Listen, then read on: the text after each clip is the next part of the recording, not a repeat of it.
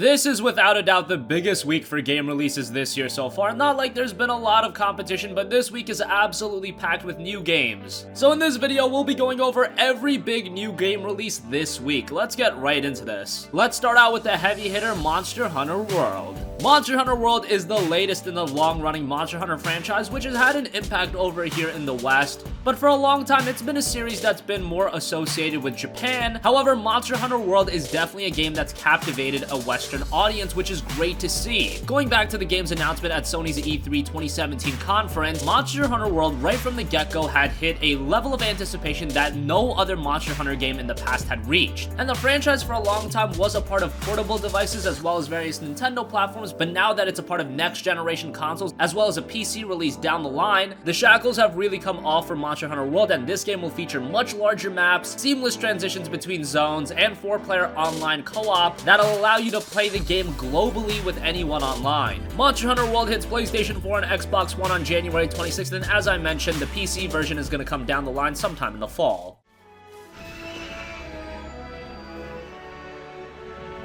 What in the heck is that?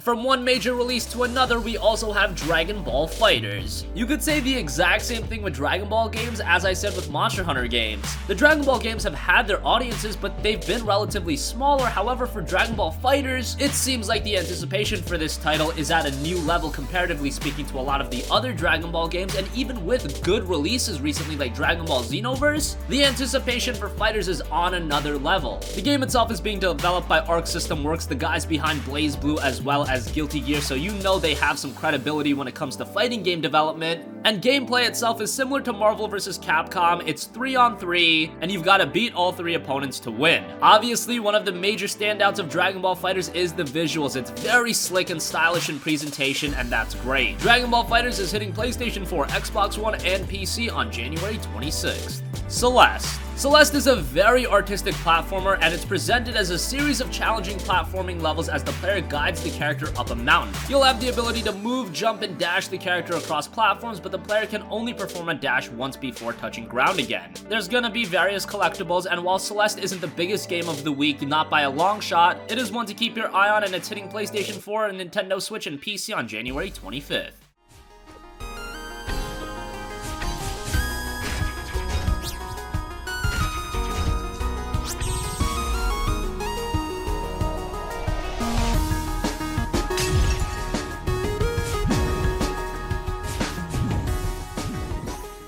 Subnautica. Subnautica has been one of the more popular survival games in a genre with several titles. It's very hard to break out, but Subnautica has definitely done that. It's been in early access for a while, but it's seeing its full release this week. The game itself is set in an open world environment and played from a first-person perspective. You play as a lone survivor of a crashed ship on an aquatic planet. The main objective of the player is similar to every other survival game: explore the game's world and survive various dangers. Visually, it looks great and it's got a little bit of depth to it. Subnautica's full release will be hitting PC on January 23rd. A PlayStation 4 and Xbox One release is to come down the line.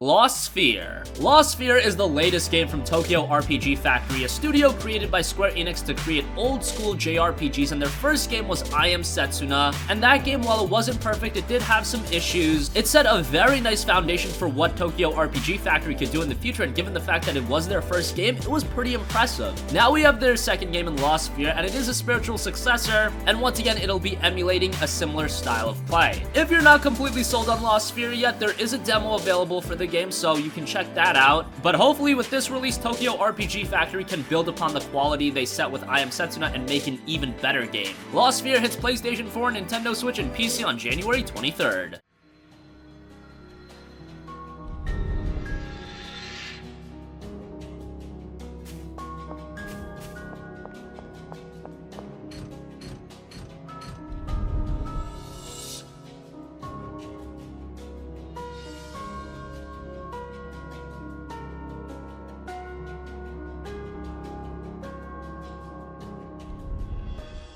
The Inpatient. The Inpatient is a psychological horror game developed by Supermassive Games, maybe a studio you're not too familiar with, but they also worked on Until Dawn, a great game that really surprised a lot of gamers this generation. And The Inpatient actually has a little bit of connection to Until Dawn. It's set 60 years prior to the events of the aforementioned game. This is a PlayStation VR title, so that should add another layer and element to the gameplay. And once again, it is a survival horror game, which seems to be a match made in heaven for virtual reality, but we haven't seen a lot of great experiences. Let's hope The Inpatient turns out to be one. It hits PlayStation VR on January 23rd.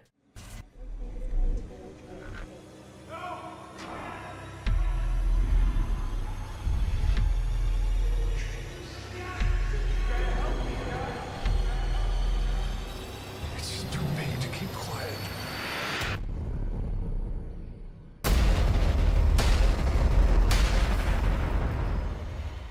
Iconoclasts. Iconoclasts has potential to be one of the underrated gems of this year. This is a game that hardly anyone is talking about, but it looks really good. It has you join renegade mechanic Robin and uncover the secrets of a dying planet. You explore a big world filled with various puzzles, interesting characters, and menacing bosses in a beautiful platforming adventure that tells a personal story about faith, purpose, and the challenge of helping people. Visually and presentation-wise, it's very unique, and it'll be interesting to see how the game turns out. Iconoclasts hits PlayStation 4, PlayStation Vita, and PC on January 23rd.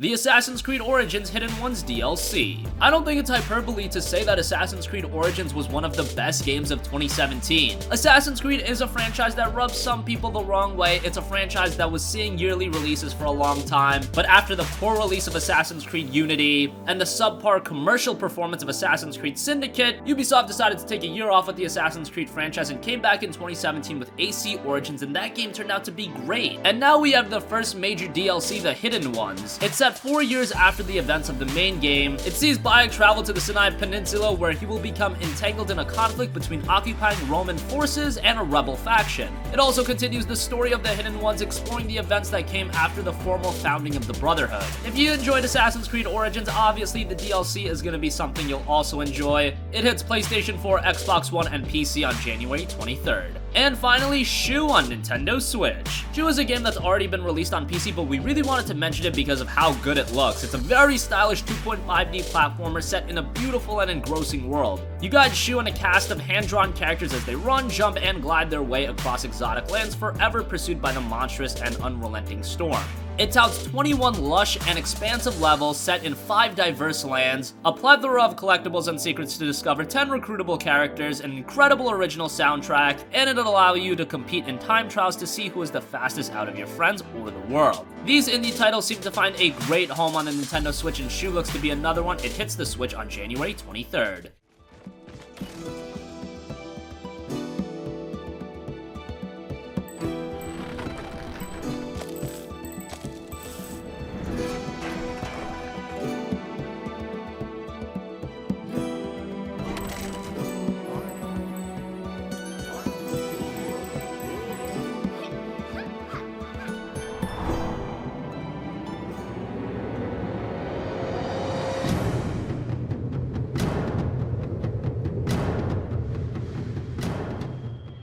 So that wraps up every big new game release this week. What do you think? Which games are you checking out this week? A lot of great options and a lot of titles to be excited for. Sound off with your thoughts in the comment section down below. Thank you for watching, and goodbye.